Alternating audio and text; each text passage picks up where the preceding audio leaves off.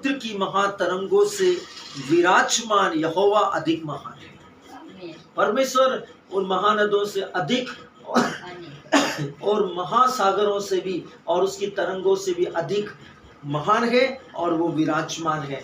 परमेश्वर विराजमान है, ध्यान दीजिएगा, परमेश्वर विराजमान है।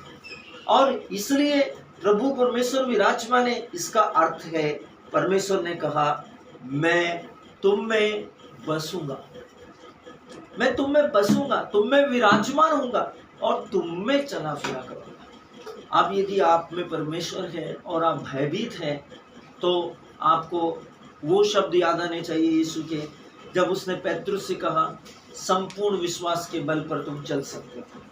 यदि तुम संदेह करो और तुम्हारा हृदय में संदेह आ जाए तो तुम डूब जाओगे। कलीसिया में आज यही गलती हो रहा है। वे महानद के गरज और उसके ऊंचे शब्द से भयभीत हो रही है, जबकि उनको पता होना चाहिए कि यहोवा सर्वशक्तिमान जिसमें सब कुछ टिका हुआ है, अस्तित्व में है, वो उनमें रहता है।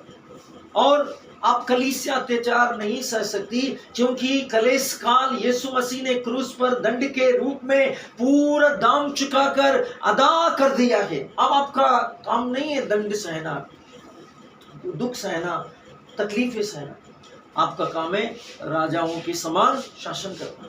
यही कारण है संत पेत्रुस कहते हैं कि मैंने तुम्हें, परंतु तुम एक राजपद धारक, याजकों का धर्म समान, पवित्र लोग, चुनावा प्रजा, ईश्वर का अभिषेक और परमेश्वर के राज कराने के पवित्र लोग। आपका काम है उस पवित्र सिंहासन पर, जहां पर जो सदा बना रहने वाला है, जिसका प्रतिज्ञा की गई है, जहां मैं हूं वहां तुम भी मेरे साथ रहो। उसके साथ रहकर स्वर्ग और पृथ्वी का, जैसे उसने कहा पूरा अधिकार मुझे दिया गया और मैं तुम्हें देता हूं। संत पेत्रुस को कहा स्वर्ग और पृथ्वी की कुंजियां मैं तुम्हें देता हूं। सुसमाचार वो कुंजियां हैं, उसके द्वारा आप संपूर्ण ब्रह्मांड पर शासन करने के लिए पिता के साथ है, चाहे आप यहाँ क्यों न हो।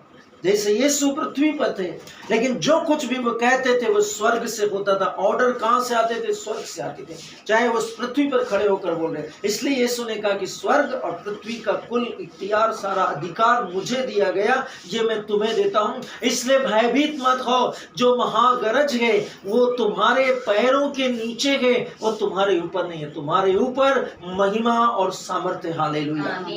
तुम्हारे पास ऑर्डर है, अधिकार है। तुम जिसको कहोगे कि बंद हो जा वो बंद हो जाएगा, तुम जिसको कहोगे चल वो चलेगा, क्योंकि ये सब तुम्हारे शब्दों के अधीन है। इसलिए बाइबल कहती है कि सृष्टि बड़ी आशा भरी दृष्टि से परमेश्वर के पुत्रों के प्रकट हो जाने की बाट जो होती है। सृष्टि उनके घोषणा करने की बाट जो रही है, लेकिन सृष्टि जब बाट जो होती है, और तब क्या, जब कलीसिया अपने घर में अपने हाथ पैर बांधे, अपना मुंह बंद किए, अपने आप को डरा सहमा, घर के खिड़की दरवाजे पर्दे लगाकर चुपचाप घर में बैठे हो, तब क्या होगा? क्या वो जो परमेश्वर ने कहा है कि मैंने उन्हें तुम्हारे पैरों के नीचे कर दिया, क्या नहीं लिखा वचन में, मैंने तुम्हें सांपों, बिच्छुओं और बैरी की सब शक्ति को कुचलने का अधिकार दिया है, और देखो कुछ भी तुम्हें हानि नहीं पहुंचा सकेगा। परमेश्वर ने कलीसिया को अधिकार दिया है। कलीसिया कितनी भी कमजोर दुर्बल क्यों न हो, उसके शब्द प्रबल है, उसके शब्दों में सामर्थ्य है। उसका शब्द नहीं है, उस परमेश्वर का जो उसकी आत्मा में रहता है। इसलिए प्रभु ने कहा मैं तुम में बसूंगा और तुम में चला फिरा करूंगा। और प्रभु ने कहा याद रखो मैं जगत के अंत तक तुम्हारे साथ हूं, मैं तुम्हें कभी नहीं त्यागूंगा, कभी नहीं छोड़ूंगा। तो प्रभु हमें कभी नहीं त्यागेंगे, प्रभु हमें कभी नहीं छोड़ेंगे।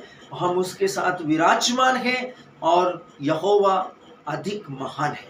5वां वचन में लिखा है, अंतिम वचन में लिखा, तेरी चितौनियों से, परमेश्वर की जो